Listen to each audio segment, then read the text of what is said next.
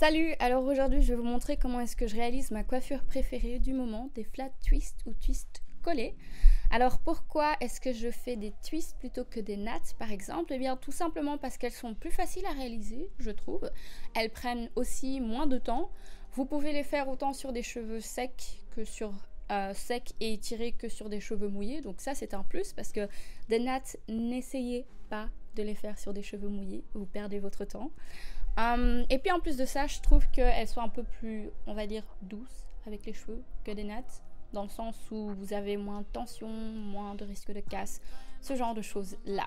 Alors bien évidemment, je vais essayer ici de vous montrer la technique. C'est un tout petit peu difficile à expliquer avec des mots, mais vous avez les images qui vont avec, donc je pense que ça devrait aller. Quoi qu'il en soit, comme pour toute coiffure, c'est quelque chose qui s'apprend. Il n'y a pas besoin d'être une experte, d'être super habile de ses mains pour y arriver. Maintenant, je pense que ça demande un tout petit peu d'entraînement. Vous devez les faire quelques fois. Et puis après ça, vous verrez que ça va assez facilement. Dans mon cas ici, je vais commencer ma coiffure sur des cheveux déjà étirés. Donc récemment, j'ai étiré mes cheveux au sèche-cheveux, je les ai coupés, etc. C'est pour ça qu'ils sont ainsi.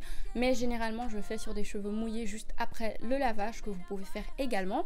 Donc dans mon cas, j'ai déjà hydraté mes cheveux avant de les étirer. Donc leave-in, huile, etc.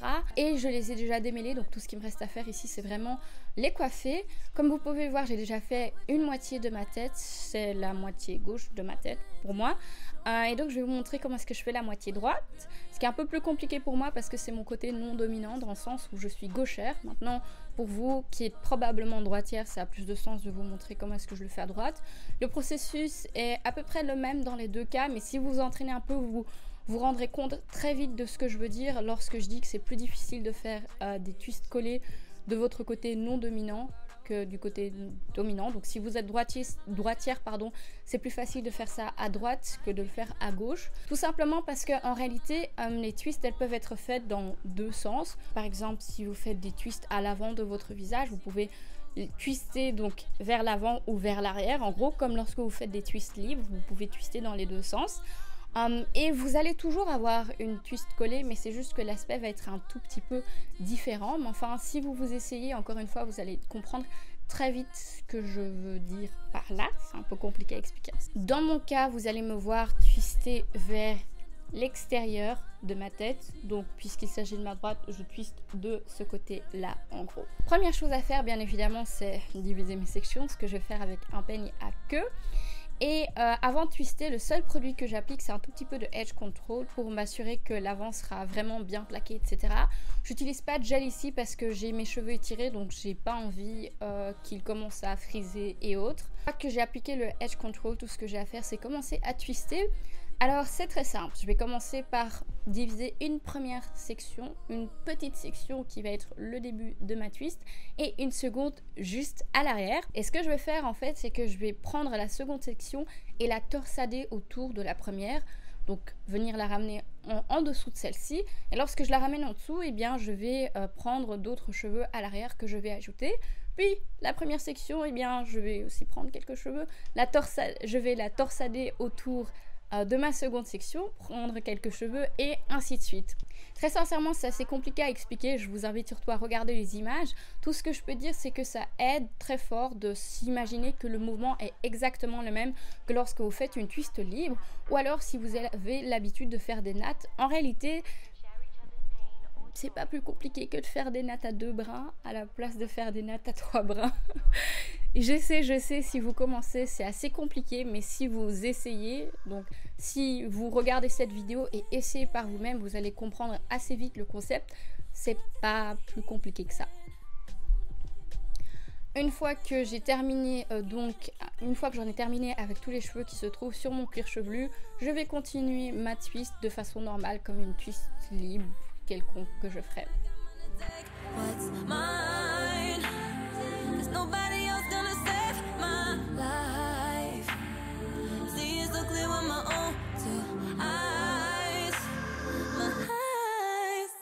I'm not broken, I'm still going, going up, up, up, up, up, up. I'll show you I'm not broken, I'm still going. Oh, didn't you know I'll be my own redemption? Yeah.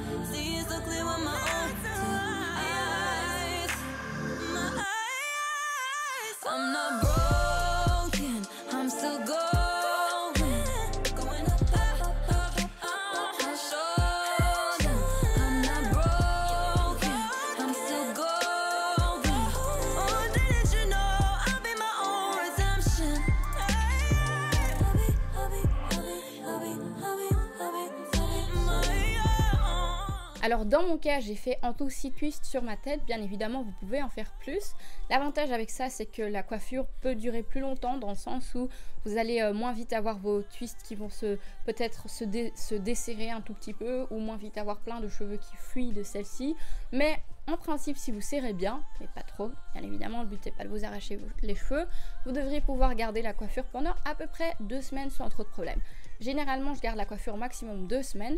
Et le petit bonus avec ça, c'est que lorsque la coiffure ne ressemble plus à rien du tout, vous pouvez tout simplement défaire les twists histoire d'obtenir un chouette twist out. Une fois que vous avez terminé de twister vos cheveux, vous pouvez soit laisser les cheveux à l'arrière libre ou tout comme moi réaliser un chignon.